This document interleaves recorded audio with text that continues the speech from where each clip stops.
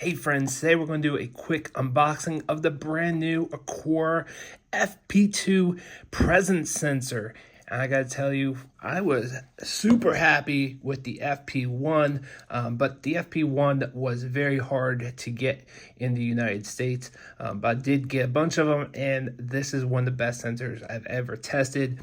And looking and hearing about the FP2, that takes presence sensors to the next level. So I can't wait to get this thing installed. Now the FP1 does use Zigbee, so you need one of their hubs, and it doesn't. They say it doesn't work with HomeKit, but if you triple press one of your hubs, you can add this to that hub, their core hub, and that will add it to HomeKit. Where the FP2 is native to Apple Home, so this does work natively with Apple Home, Alexa, and Google. So without further ado, let's go ahead and break this thing open and see what we get and see what this looks like. Now, presence sensors are awesome. Motion sensors are okay, but it makes motion sensors, you have to have constant motion, where a presence sensor, with its millimeter wave technology, it can pick up little tiny movements and notice if you're still in the room.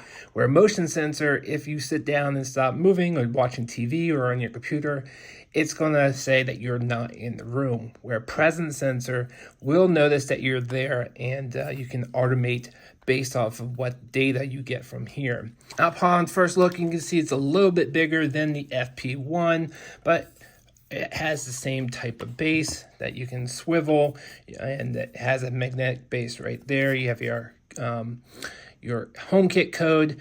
This is not currently working with Matter, but they say Matter is going to come down the road. And this also has a built-in light sensor that's exposed to HomeKit, where the FP1 did not have that. On the bottom, you do have a single button right there, and then you can open this up and you can see it is micro USB-C, so good to see that.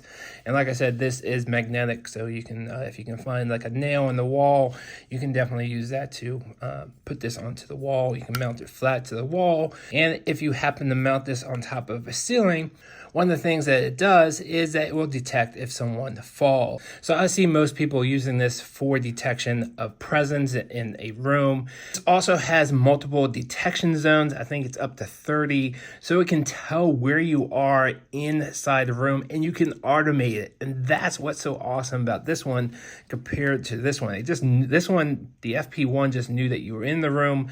The FP2 can know where you are within the room and automate off of that data. So that's what's so cool about this. This can also detect up to 5 people within the room. They say 3 is the best, but it can do up to 5. Let's see what else we get in here.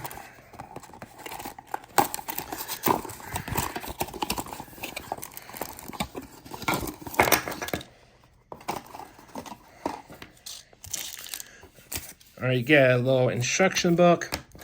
This looks like a little piece of metal, so you can screw this to the wall and then magnetize it just like that. And then you have the little hardware to mount that plate. Here is your power wire.